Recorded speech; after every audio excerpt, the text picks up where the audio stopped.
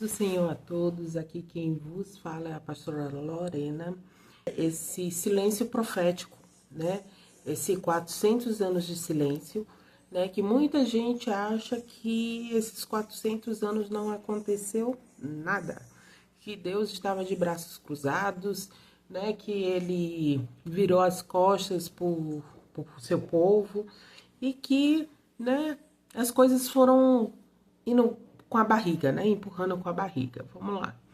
E entre, né, esse silêncio profético, tá? Entre profetas e discípulos, 400 anos ficou em aberto, né? Em algumas Bíblias. Na Bíblia Católica, eles relatam, né, sobre a revolta dos Macabeus. Esse é um momento histórico. Da vida judaica, é um momento histórico da vida judaica.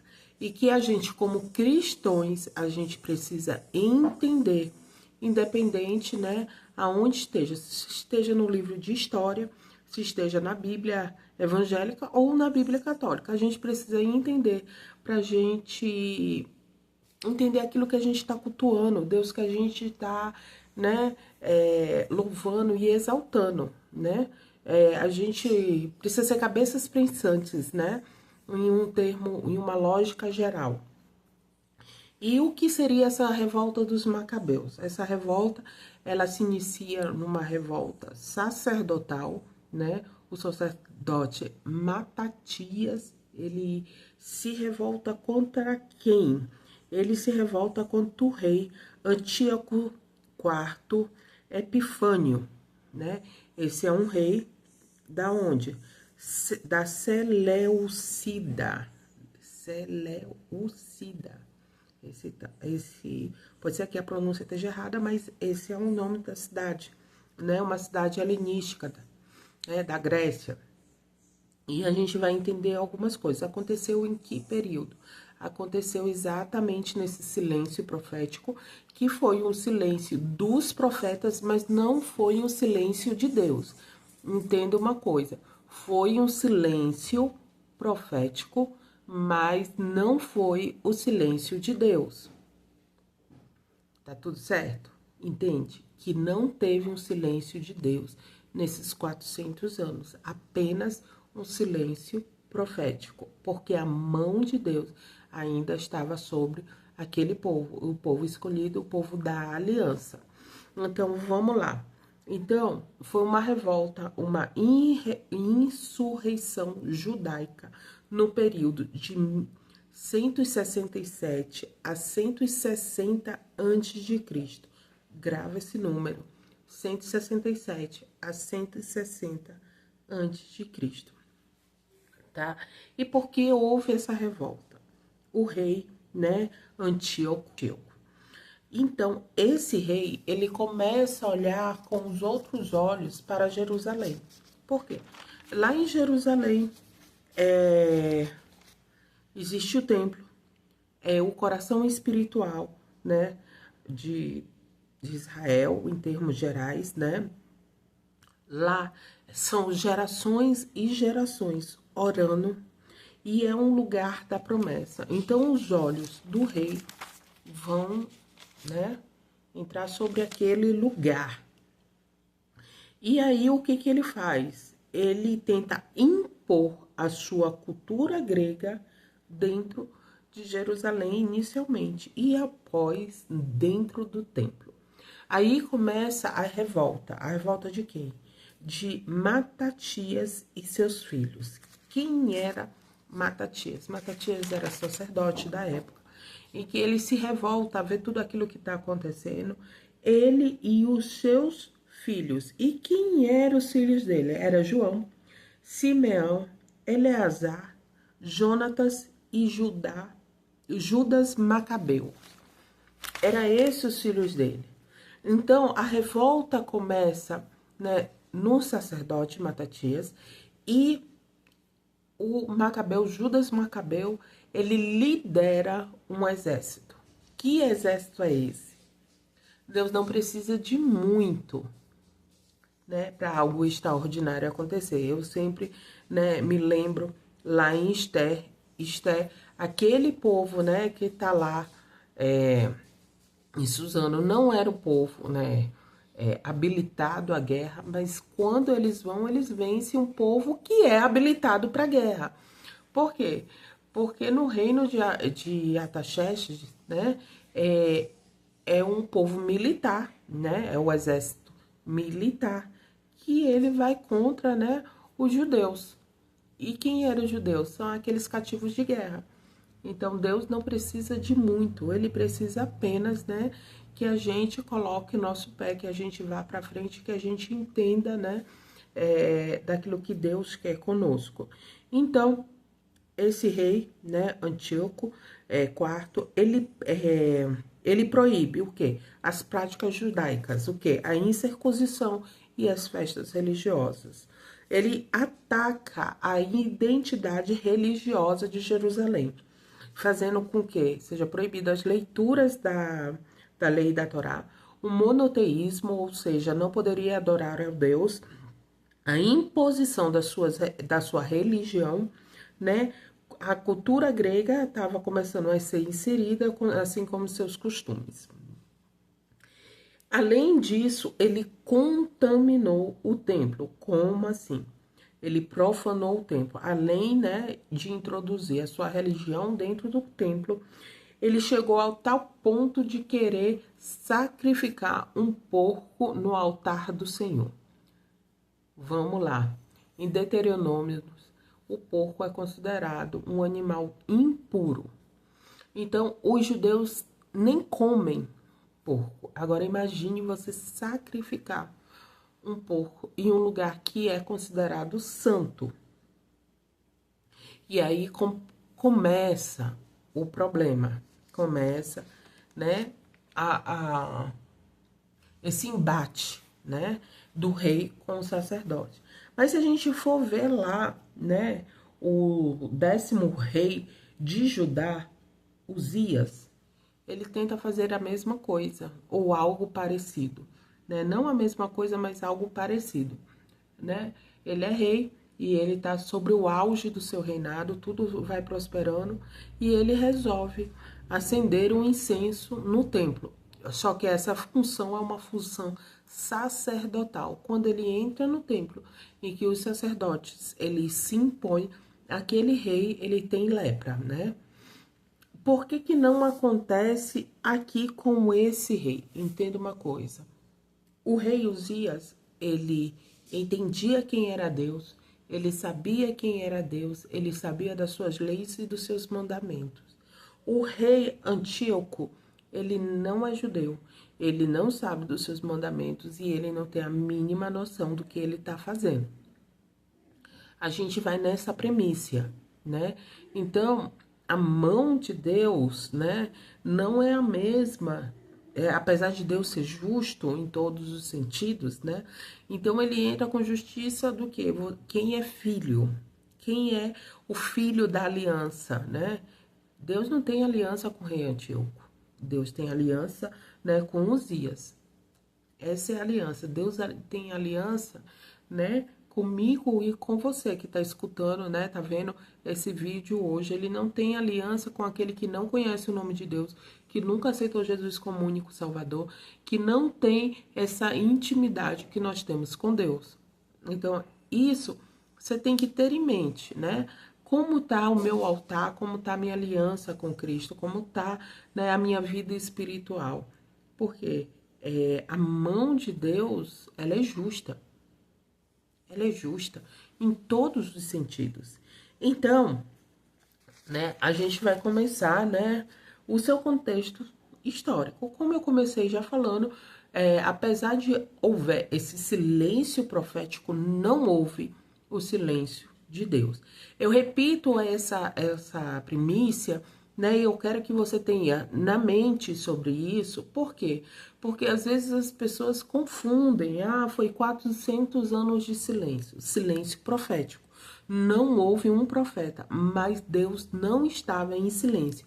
A mão de Deus não estava encolhida para aquele povo, né? Que resolveu se humilhar e buscar a sua face. A mão de Deus continuava, né? Apesar deles estarem, né, não mais como reino, mas como província, sua mão ainda estava guardando aquele povo, o povo da aliança, né? As promessas de Deus não falham, independente de mim e de você, né? Ele fez uma promessa a Davi e continuava essa promessa ainda continuava de pé. Ele fez uma promessa a Abraão e essa promessa ainda continuava de pé. E Deus não muda, o que muda é eu e você. Então, apesar da voz, né, após a voz de Malaquias, né, ter cessado, que Malaquias, ele profetiza, depois dele não há mais uma voz profética, né, ocorrem algumas transições de impérios, tá? Como a gente viu lá em Malaquias, os judeus eles estavam sob domínio dos persas, né? Ele era uma província persa. Depois ele se torna uma província grega, né? Dos gregos, onde quem está no comando é Alexandre. No comando de Alexandre há uma divisão do Império Grego entre os Seleucidos e aí tem essa revolta dos Macabeus e os Amoneus. Nesse tempo, por isso que eu disse, grava esse tempo, 167 a 160, são 7 anos. Esses 7 anos, né, Jerusalém, Judá, ele toma a frente, né, do seu império, mas não de forma tão independente assim. Mas ele passa esses 7 anos, né, controlando Jerusalém. Depois disso, né, Roma ele assume e ele começa a dividir começa a dividir, né, Jerusalém. Ele divide como? Na verdade, ele divide Israel em um todo, porque ele vai dividir a Judéia, vai ser agora Judéia barra Jerusalém, a Samaria e Galileia. Ele vai fazer essa parte administrativa em 3 cidades. O que antes era 12 tribos, agora ele resolveu fazer em 3 cidades. Judéia, Samaria e a Galileia. São essas 3 cidades que são administradas, né, por Roma. E aí a gente vai, né, entrar nesse contexto, né, dos Macabeus. Como a gente já começou falando, né, que o rei antigo, ele resolveu contaminar o altar, né, introduzir as práticas pagãs dentro do templo e chegou a ponto de sacrificar animais impuros dentro do templo, né? Então inicia essa revolta dos Macabeus, que na verdade são os filhos de Matatias, são os filhos deles, que tem essa revolta. Só que quem lidera, dos filhos dele, quem lidera, né, essa revolta é Judá Macabeus. Aonde está escrito isso, minha pastora? Bíblia Católica, Macabeus 1 e 2. Quem não tiver a Bíblia Católica, abaixa a Bíblia online e dá uma leitura, porque na Bíblia online está lá escrito. Você pode escolher as versões que você quer ler. Versão NVI, versão João Almeida, versão Nova Tradução da Linguagem de Hoje. E tem lá a Ave Maria. E tem a Ave Maria, que é católica, e tem a Pastoral, que também é católica. Você pode abrir lá e dar uma lida, Macabeus 1 e Macabeus 2, para a gente saber esse contexto histórico que não foi o silêncio de Deus, apenas o silêncio profético, tá bom? Ali naquele templo, né, era um lugar de adoração, né? O auge da crise foi quando, né, esse auge da crise entre o rei e o sacerdote se iniciou, né, quando eles resolveram fazer o sacrifício aos animais imundos. Até então eles estavam levando na barriga, estava tudo certo, estava, entre aspas, estava tudo bem, põe bem entre aspas, estava tudo bem. E aí, quando ele resolve fazer esse sacrifício aos animais impuros, inicia o auge da crise, né? Um momento auge. Por quê? Porque ali era um lugar de adoração e começou a ser um lugar de afronta. O rei estava afrontando não só os sacerdotes, mas ele estava afrontando a Deus. E é aí que a gente tem esse grande perigo nessa afronta a Deus. Por quê? Porque se eu pego, por exemplo, uma criatura que hoje ela não conhece Deus, ela não tem a mínima noção e ela blasfema contra Deus. Não tem, ela não tem o peso espiritual, não está, né, se impondo sobre ela. Agora vamos lá. Eu pego uma pessoa que é um pastor, uma pastora, um obreiro da casa do Senhor, e por algum momento, por algum deslize, alguma confusão mental, seja qual o nome que você quer colocar aí, ele profana a casa do Senhor, né? A mão de Deus, ela vai entrar sobre o juízo, a ponto que eu preciso me arrepender, né? Ou aquele pastor, aquele obreiro, ele precisa se arrepender. Por quê? Porque Deus é longânimo e Ele dá a chance da gente nos arrependermos, né? Mas, apesar, eu acredito que, né, o sacerdote Matatias, ele está falando com aquele rei, ele está orientando aquele rei, até porque ele tem noção da onde ele estava, porque os seus olhos, ele virou para o templo. Por quê? Porque ele entendia que ali havia gerações de pessoas que oravam ali. Ele entendia que ali era um lugar da promessa, um lugar da aliança. Então ele entendia sobre aquele lugar, né? Ele estava com os olhos, né, no templo, entre quatro paredes, em tijolo. Ele não estava, né, voltado a quem estava ali, que era Deus. Então começa a grande revolta aí, né? O altar, né, ele ainda estava de pé, mas o seu coração estava ferido, porque, né, foi profanado aquele lugar, foi profanado aquele altar, né? Aquele altar, aquele templo, ele foi fechado, né, para os sacerdotes, né, para legitimar, algo que era legítimo dos sacerdotes, né, foi fechado. Para quê? Para que outros sacerdotes, né, gregos profanassem aquele lugar, né? Então, aí, como eu já falei, o auge foi o sacrifício e aí se inicia, né, a grande revolta quanto à exclusão sacerdotal do templo, para que houvesse a inclusão de outros sacerdotes, de outras religiões dentro do templo. Aí inicia-se a revolta, né? Aí que eles começam a se organizar. Ó, vamos nos organizar, vamos fazer, vamos acontecer. É aí nesse momento, tá? Matatias não tinha nenhum império, né? O Judas Macabeu não tinha nenhum exército, não tinha. E o que eles tinham? A sua memória de quem era Deus, as promessas que Deus fez para aquele povo, né? Ele tinha fé e a certeza da aliança que Deus tinha com aquele povo. Então eu sempre digo assim, traz à tua memória aquilo que te traz esperança, né? Eu sempre digo, quando a gente está passando por qualquer dificuldade, seja ela qual for, financeira, espiritual, de saúde, matrimonial, familiar, né? Traz à tua memória aquilo que te traz esperança, porque o Deus não muda. O que muda é eu e você. O que muda é a nossa postura diante de Deus. E o que muda, né, é como a gente tá, né, como o nosso altar está, como nossa aliança está com Deus, porque Deus não muda. O mesmo Deus que um dia te deu vitória vai continuar te dando vitória, né? Independente de qualquer coisa, né? Porque se Deus disser assim que não vai também, né? Que Ele sabe o melhor para cada um. Mas diante de um posicionamento, né? Um posicionamento de filhos que muitas vezes, né? A gente determina, né? Se determina como filhos e a gente se comporta como servos, a gente se conforma como vassalos, a gente se comporta, né? De forma tão medíocre diante de Deus, né? Filhos, ele tem uma intimidade com o pai, ele sabe aquilo que o pai, ele gosta, aquilo que o pai não gosta. Ele sabe, né, cultuar a esse pai, ele sabe adorar a esse pai. Um servo não.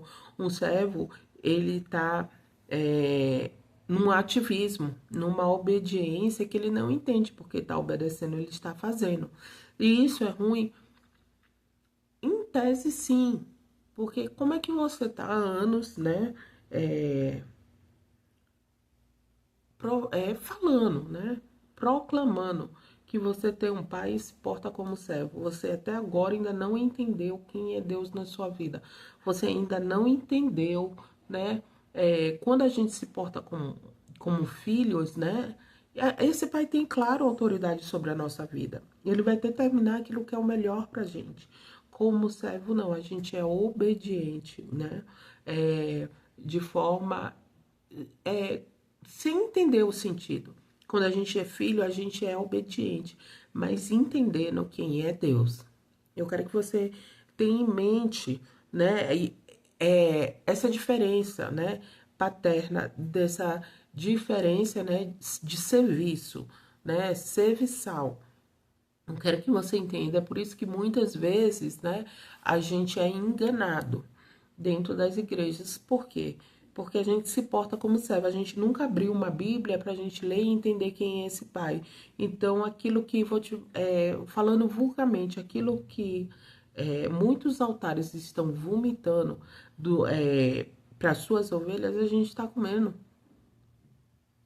sem saber se o que é verdade e o que não é, porque a gente não conhece. E a gente, vamos dizer assim, a gente marcha conforme aquela música, conforme, né, o passo. E Deus está dizendo que a hora, é o momento da gente abrir os nossos olhos, né? Claro que houve uma batalha, né? Agora imagine uma coisa, esse rei, ele tinha um exército, esse rei antigo, ele tinha um exército, enquanto Judas, ele tinha um povo, apenas um povo, que não era militarmente treinado, mas um povo que era, né, adorador por excelência, um povo revoltado com tudo aquilo que estava acontecendo. Claro que houve perdas, houve uma batalha, sim, houve perdas de pessoas, mas também houve uma resistência ao errado, uma resistência, uma revolta, aquilo que era uma profanação daquilo que era santo. Hoje, a gente não se revolta a isso, a gente não se revolta a uma igreja para pedir estudos para a gente entender a palavra de Deus. A gente não se revolta a uma igreja que, vamos dizer assim, está sugando, né, as suas ovelhas. A gente não se revolta a uma igreja que vive de ativismo. São congressos atrás de congressos, festividade atrás de festividade, onde a gente precisa deixar, né, a nossa família, os nossos filhos para servir não a Deus, mas um pastor.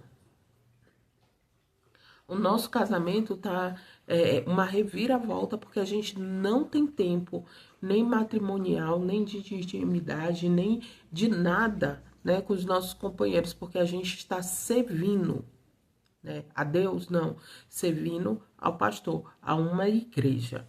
Porque Deus fala, aquele que não cuida da família é pior do que um ímpio. Então, muitas vezes a gente está fazendo isso porque a gente não entende, né, a palavra do Senhor. A gente não entende a palavra do Senhor, né? A gente prefere estar escutando palavras que, né, alisam o nosso ego do que palavras que nos afrontam, que nos confrontam, né? Porque toda vez que uma igreja se levanta numa festividade, independente de qualquer coisa, é um uniforme novo. É como vamos rachar um bolo, vamos rachar uma decoração, então, vamos dizer assim, é uma petição de dinheiro que não tem fim, é toda semana a mesma coisa, né? E Deus, ele não tá nesse tipo de festividade, que você explora o outro, não tá, né? Eu sinto te informar, Deus não é isso. Deus, ele prefere uma adoração em um lugar simples, sem decoração, sem uniformização, sem nada disso, do que essa ostentação. Para quê? Para agradar a Deus ou para agradar o homem? Porque a Deus a gente não está mais agradando, né? A Deus nós não estamos agradando. A gente vai ver, né, esse grande acontecimento acontecendo em um templo, né, muito simples, o templo de Zorobabel. Um templo que a gente já falou sobre esse templo, um templo, se a gente comparar o templo de Salomão, um templo bem simples, onde Deus está dizendo, eu ainda tenho cuidado. Eu não me importo se é ouro ou prata, mas eu me importo em um coração aquebrantado. Vamos continuar aqui para a gente dar entendimento, né?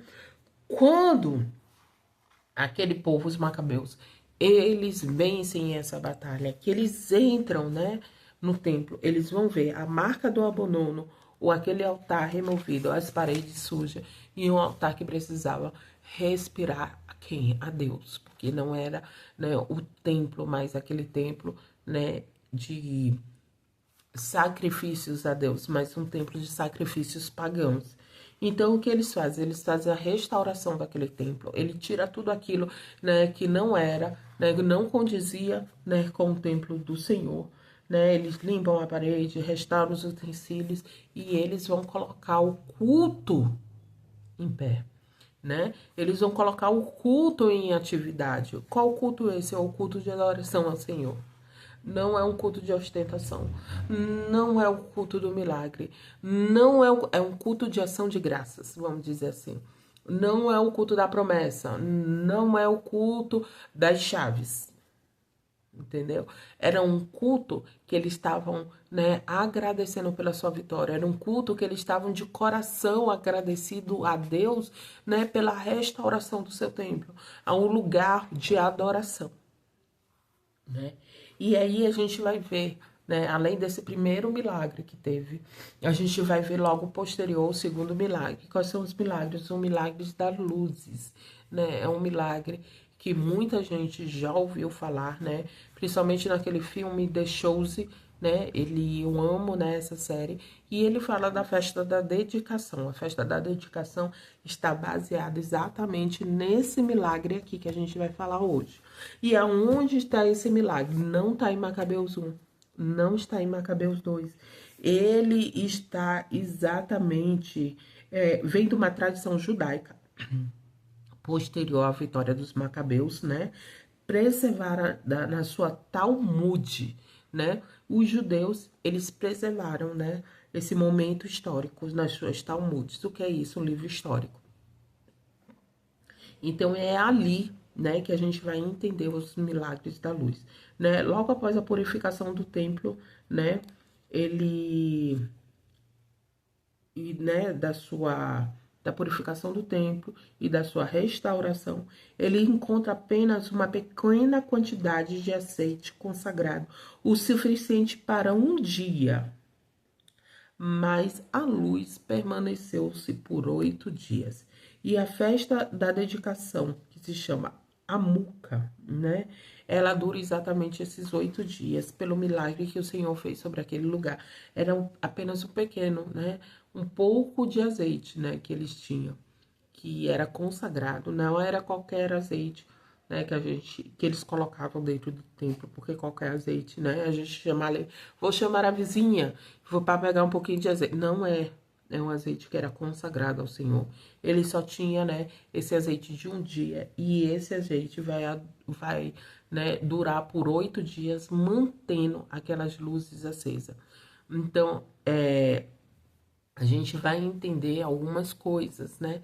Deus, ele não precisa de muito. Se a gente for lá ver, né, o azeite da viúva, ele pergunta, né, o profeta pergunta, o que você tem na sua casa? Ah, um pouco de azeite. Então, se a gente olhar, né, essa coerência que Deus, ele sempre tem trazendo, né, dentro da sua palavra, ele não precisa de muito, ele não precisa de um grande exército, ele precisa de obediência, ele não precisa, né, de um grande material, ele precisa apenas, né, da sua iniciativa, em crer, em ter fé, que aquele pouco de azeite vai durar 8 dias e que aquele pouco de azeite, né, vai encher todas as vasilhas. Eu quero te trazer esse momento, né, de Macabeus, entre os profetas e os discípulos, para que você entenda, né, que não houve um silêncio da parte de Deus, houve um silêncio profético, onde não se levantou dentro desses 400 anos, né, profetas, mas a mão de Deus continuava estendida para aquele povo. Muitas vezes, né, eu sempre digo assim, a gente acha que Deus está em silêncio. E Deus não está em silêncio. Talvez a nossa Bíblia esteja fechada. Talvez a gente não tá dando valor ao ar que respiramos, né? A nossa caminhada diária. A gente não está dando valor pelo alimento que chega na nossa mesa, pelo teto que a gente tem e a gente acha, né? A gente está com o nosso coração voltado, né? Ao nosso problema momentâneo e se esquece que a mão de Deus continua ali. A mão de Deus continua ali. Jó, ele perde tudo, mas a mão de Deus continua com Jó. Né? Eu sempre, quando eu leio Jó, que eu vejo, né, a esposa de Jó amaldiçoa esse Deus e morre, eu sempre digo assim, talvez eu não tivesse a paciência de Jó, essa espera de Jó, porque quem morreu foi 10 filhos meus, e não morreu, né, gradativamente, mas de uma hora para outra. Eu perdi tudo, eu perdi minha casa, eu perdi tudo, eu perdi minha casa. E aí, talvez eu tivesse, né, essa mesma reação do que a esposa de Ló. Talvez você também tivesse, né? A gente às vezes é hipócrita porque a gente quer crucificar a mulher de Jó. Mas talvez se você se colocasse, né, no lugar da esposa de Jó, talvez você a sua reação fosse igual ou pior, né? E quando a gente entende isso, que a nossa, né, o nosso ser, ele tem essa tendência, né, de revolta, de maldade, e que se a gente é hoje bom, é por causa de Cristo, né? Não é por causa dos nossos méritos, é por causa de Cristo, porque a gente conheceu a Cristo. Porque as pessoas que não conhecem a Cristo, a gente pode entender uma coisa, são pessoas imorais, são pessoas, né, homicidas, suicidas, são pessoas que há uma degradação de caráter, de ética imenso. E são todas as pessoas? Não. A gente vai ver pessoas como os ateus que têm um coração muito melhor do que muitos crentes, né? Que vão pro domingo na igreja, mas se ele puder ver, né, o morador de rua, ele pisa. Então a gente vai ver muitos ateus que são melhores, têm um caráter muito melhor do que o caráter de muitos evangélicos, né? De muitos cristãos que estão indo à igreja.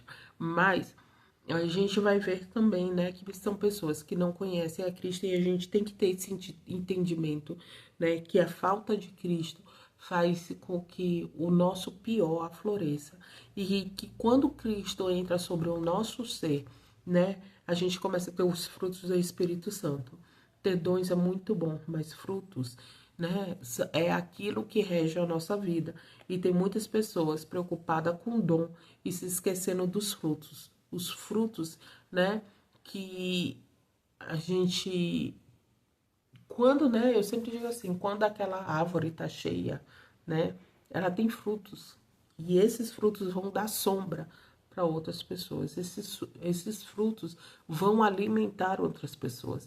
Então, eu vou falar da melancia. A melancia é um fruto que até mata a sede das pessoas. Então, quando a gente tem fruto, a gente tem o que oferecer. Nós, seres humanos, a gente tem aquilo que oferecer. Quando a gente tem dons, é porque houve um presente de Deus, né? Não é pela minha capacidade, não é se eu sou bonzinho ou se eu oro mais ou oro menos. Não é isso. O dom é um presente. O presente a gente dá para quem quer. Então, isso não mede, né, o nosso caráter, o nosso ser. Isso mede a bondade e a misericórdia de Deus sobre a nossa vida. Eu quero que você fique com essa palavra hoje. Entenda, né, que mesmo numa situação que você esteja hoje, a mão de Deus sempre está, né, do seu lado, independente de qualquer coisa, independente, né, da situação que está passando, você ainda tem comida no seu prato. Eu posso falar aqui por São Paulo, apesar do frio, você tem um teto para morar. Apesar do frio, você tem roupa para vestir, né? Então, E se você conseguir entender a mão de Deus, né, sobre tudo isso, você está começando a entender que apesar do que Deus, né, está em silêncio, ele não está parado, tá bom? Senhor, meu Deus, meu Pai, eu te peço por cada um que está ouvindo esse vídeo.